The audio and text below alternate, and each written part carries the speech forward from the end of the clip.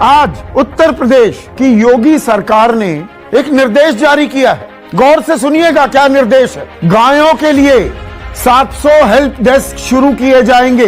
गायों के लिए गौशालाओं में ऑक्सीमीटर्स और थर्मल स्क्रीनिंग का बंदोबस्त इंतजाम किया जाएगा। आम आदमी के लिए ऑक्सीमीटर्स मिल नहीं रहे, बिस्तर मिल नहीं रहे, ऑक्सीजन मिल नहीं रहे। नमस्कार दोस्तों, मैं लोकेश गर्ग।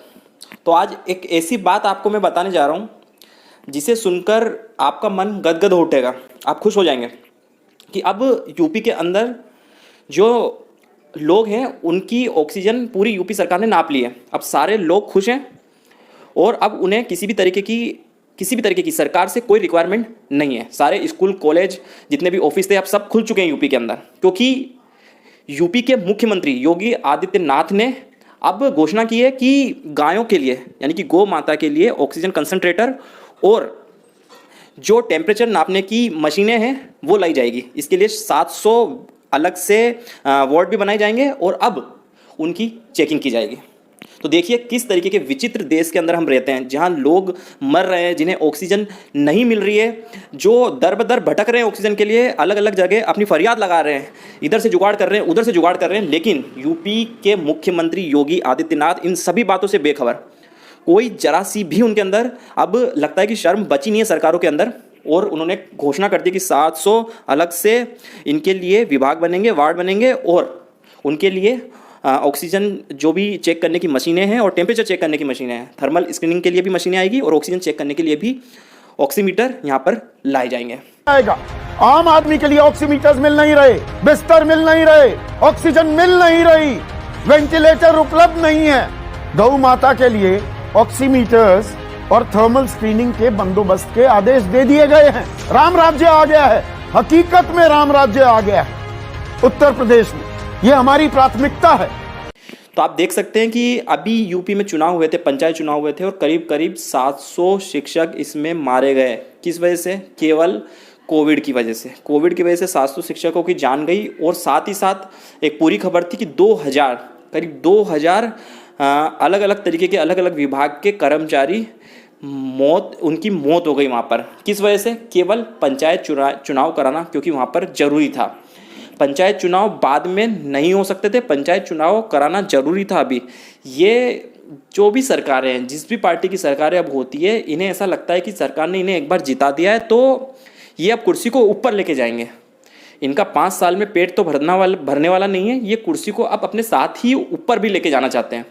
इस तरीके की हरकतें अब मुख्यमंत्री और तमाम जितने भी नेता हैं वो करने लगे हैं। देश के अंदर तबाही मची हुई है। किस तरीके से आप देख रहे हो कि हम रोज़ न्यूज़ चैनल्स के अंदर देख रहे हैं कि लाखों लोगों की जान, हज़ारों लोग मर रहे हैं, 4-4 हज़ार लोग देश के अंदर रोज़ मर रहे हैं। और ये तो वो आंकड़ा है जो सरकारी आंकड़ा है। उसके अलावा हम देख रहे हैं शमशानों में चिताएँ जल रही है, जिनका कोई भी कहीं पर भी जिनका रिकॉर्ड दर्ज नहीं है। लेकिन इन सब से बेखबर सरकारें अपने अपने अलग ही फरमान निकालने में जुटी हुई है। और हम देखते हैं तमाम न्यूज़ डिबेट्स के अंदर किस तरीके से ये लड़ने पे आ जाते हैं, हाथापाई करने पे आ जाते हैं। एक अपना ठीकरा दूसरे के ऊपर फोड़ रहा है, कई कमियों का ठीकरा राज्य सरकार केंद्र के ऊपर फोड़ रही है, केंद्र सरकार राज्य के ऊपर फोड़ रही है। लेकिन इन्हें जनता से कोई लेना देना नहीं है। इतना टाइम मिला, 15 महीने 21 दिन से चालू हुआ था। आप डिबेट देखना संदीप चौधरी की, साफ तरीके से किस तरीके से वो झल्ला रहे थे कि 21 दिन से चालू हुआ था ये खेल, कि 21 दिन हमें घर में बैठना है और सब कुछ सही हो जाएगा। हम बैठे, हमने बात मानी, हम 3 महीने घर पे बैठे। लेकिन क्या हुआ? उसके बाद इन्होंने रैलियाँ की, इनको जो करना था इन्होंने किया और अब जनता मर रही है, मौत के घाट उतर रही है। लेकिन इनको सुनने वाला कोई नहीं है। ऊपर से फिर उन पर जले पर नमक छिड़कने के लिए इस तरीके के फरमान भी लाना देश के अंदर जरूरी है। आप देख सकते हैं कि किस तरीके से केंद्र ने सुप्रीम कोर्ट रोज केंद्र सरकार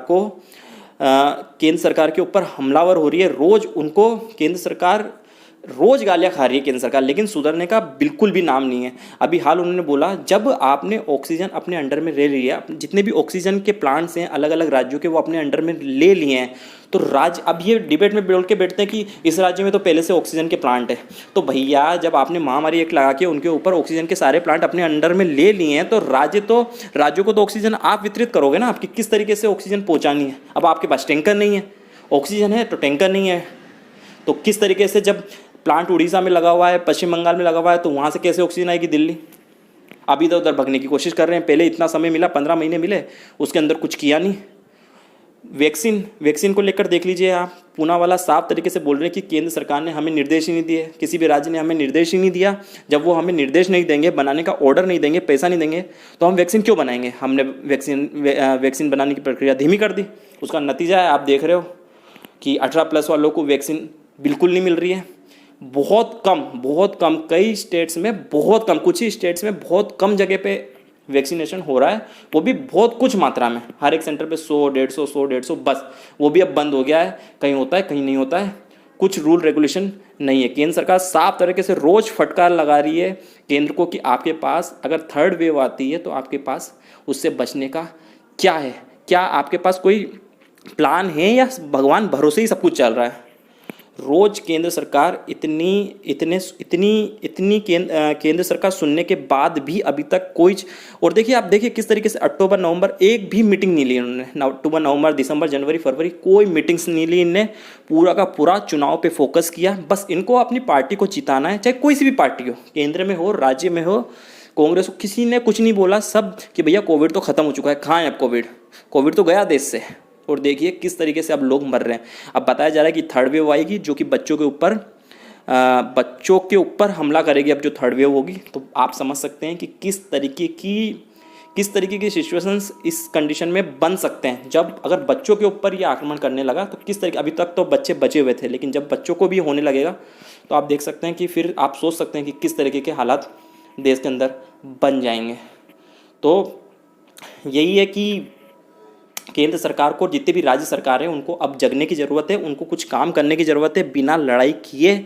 और ये चुनाव के मुद्दे सारे भूलकर अब सबसे पहले 1-2 साल जितना भी टाइम लगता है वैक्सीनेशन लगवाना चाहिए सारी जनता को, और कठोर डिसीजंस लेने पड़ेंगे। और एक दूसरे के ऊपर ठीकरा ना फोड़ते हुए अगर इससे महामारी के खिलाफ अगर लड़ें तो ज़्यादा बेहतर होगा।